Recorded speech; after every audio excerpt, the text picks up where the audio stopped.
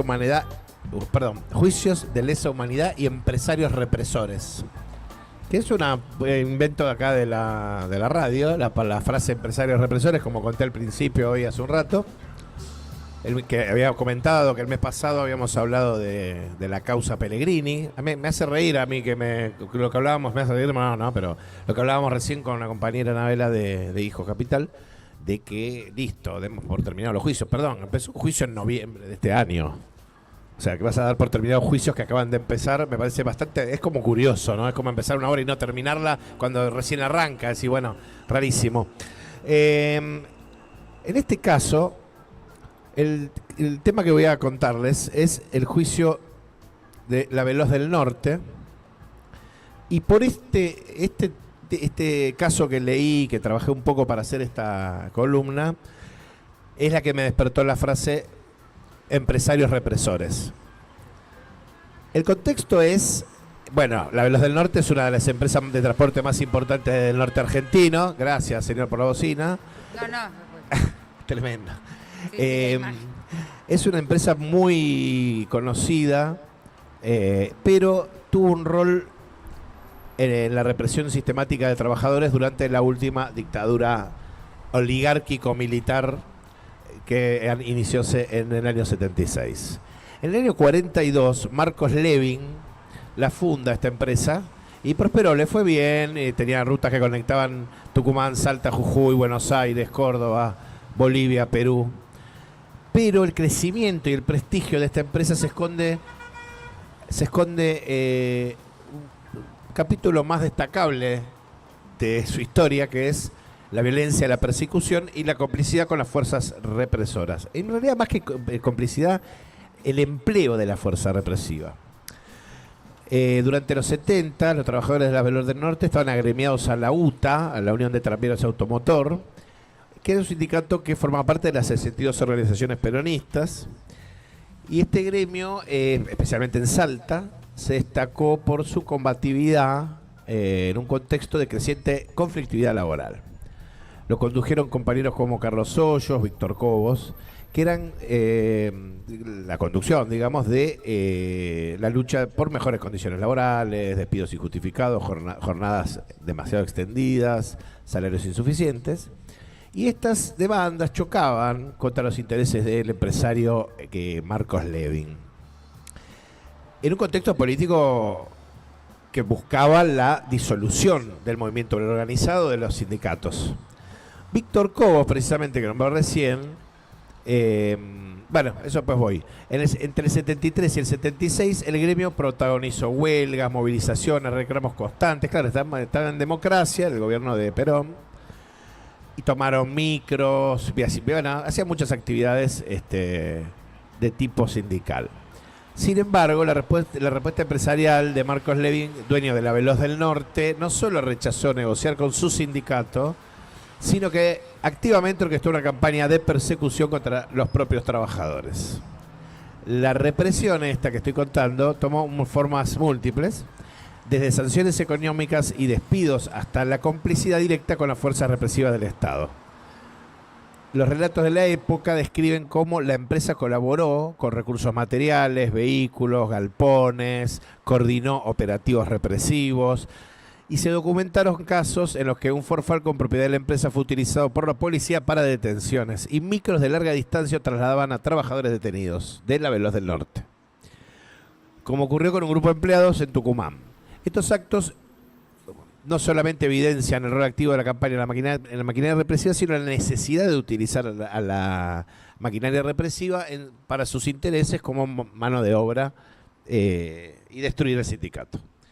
En enero del 77, cuando la dictadura militar llevaba 10 meses en el poder, el empresario Marcos Levin, lo nombro por tercera vez, denunció a un grupo de trabajadores de su empresa en plena dictadura, la Veloz del Norte, acusándolos de defraudación. La acusación que fue completamente falsa y lo llevó a la detención, secuestro y tortura de varios empleados por parte de la policía de Salta, que obviamente trabajaban para el señor Levin. Entre ellos, los que nombré, estaba Víctor Cobos, que era un chofer y delegado gremial. Fue secuestrado en el galpón de la empresa mientras se preparaba para un viaje a Tucumán. Policías preguntaron si era Víctor Cobos y cuando respondió que sí, Lo hicieron bajar del colectivo, le quitaron su maletín y lo subieron a un Ford Falcon celeste que pertenecía a un directivo de la empresa. Lo llevaron a la comisaría cuarta, donde fue brutalmente torturado, en detalle golpeado y picaneado. Lo contó él mismo. Que también escuchaba los gritos de sus compañeros que ya habían sido detenidos por la denuncia de Levin en otro momento anterior a la detención de él.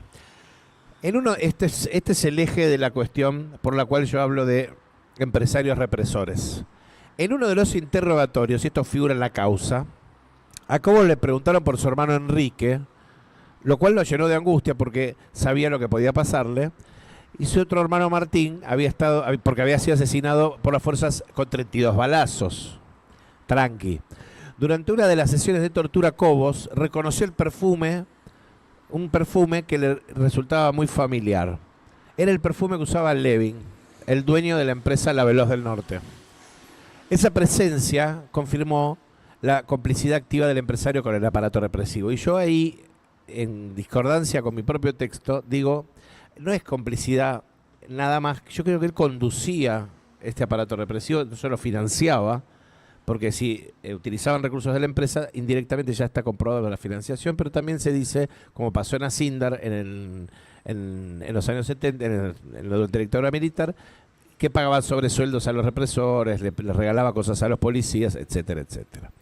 Bueno, Cobos tuvo, además de otros compañeros que fueron secuestrados en estos operativos, tuvo un problema mayor porque era delegado sindical, había participado en asambleas, paros organizados por la UTA, bueno, era un blanco ideal para Levin.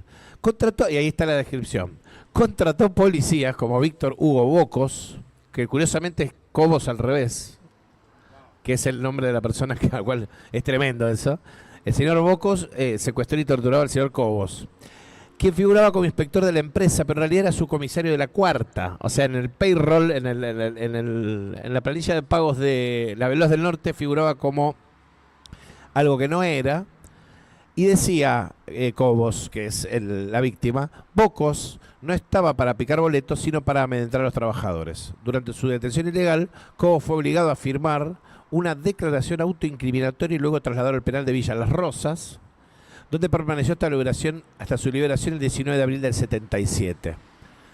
Cuando recupera su libertad, observen este señor qué calidad de tipo era. Volvió a la empresa para pedir un certificado que le permitiera dejar la provincia y logró que le pagaran los días trabajados antes del secuestro. Se nota que el tipo era un picante de verdad, ¿eh? O sea, che, vos me vas a pagar, o sea, me torturaron, me metieron en cana, lo falsearon que había hecho un desfalco, bueno, terrible. Esto que hablé fue el 77. En 2016, el Tribunal Oral Federal de Salta condenó a Levin a 12 años de prisión, junto a los policías involucrados en los hechos. Víctor Hugo Almirón, comisario de la cuarta, este señor que se dedicaba a no picar boletos sino a molestar a los trabajadores y un poquito más que molestarlos. Y este otro Bocos recibieron la misma pena, Víctor Almirón y Bocos. Mientras que Víctor Enrique Cardoso fue condenado a 8 años. Sin embargo, en 2017, al año siguiente, la Sala 3 de la Cámara de Casación anuló las condenas, argumentando que lo sufrido por Cobos no calificaba como crimen de lesa humanidad. En respuesta, y otra vez pasó lo mismo que en el caso de Asindar, la Corte Suprema revirtió esa decisión en 2023, señalando que el accionar de Levin fue clave para la represión ilegal en su empresa. Como vimos, y dice esto, textual de la Corte, como vimos hasta el hartazgo, su actuación en los sucesos de Marras distan de ser una mera colaboración. Por el contrario, sus aportes resultaron esenciales, sin los cuales no hubiera sido posible llevar a cabo los eventos delictivos juzgados. Esto se llama partícipe necesario. Este fue el juez Daniel Petrone. Por otro lado, Gustavo Hornos, son todos tipos conocidos.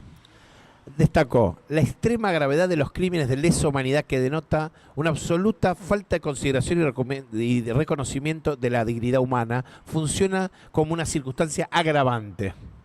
Finalmente, el juez Alejandro Slokar, vinculó el accionar de Levin con un esquema más amplio de represión, enfatizando que Los sectores empresariales no desarrollaron un mero rol subalterno, sino que accionaron articuladamente y en modo orgánico con el poder político de facto. Slocar subrayó que este caso demuestra cómo la represión ilegal del genocidio dictatorial estuvo coordinada estratégicamente para la desarticulación de las organizaciones sindicales, en aras de maximizar los beneficios empresariales, lo cual demuestra que no solamente la dictadura y su forma represiva diseñada para instalar un sistema económico en la Argentina, sino que también domésticamente en la parte empresarial fue una herramienta táctica de ataque al sindicalismo. El relato de la Veloz del Norte, más allá de su especificidad, sirve como un recordatorio del precio que pagaron miles de trabajadores por defender sus derechos en uno de los periodos más oscuros de la historia argentina. La condena a Marcos Levin marcó un presente histórico, siendo el primer empresario condenado por crímenes de lesa humanidad argentina, y evidenció la colaboración directa entre el poder económico y la dictadura militar. Por eso yo digo que Marcos Levin es el primer condenado por ser un empresario represor. Así que esa fue la historia de la Veloz del Norte, que es una historia no tan nueva como fue el caso de el caso Pellegrini de Asindar, que empezó el juicio este año, sino que este ya fue un juicio que terminó y que incluso fue refrendado en una instancia superior por la Corte Suprema de Justicia. Así que bueno, ahí vamos con algo, no sé, no tengo a mi productora, pero vamos con un temita musical y reflexionemos sobre cómo si le soltás la soga a los empresarios y a la gente que tiene poder, no tienen límites y pueden llegar hasta el peor de los infiernos a sus trabajadores.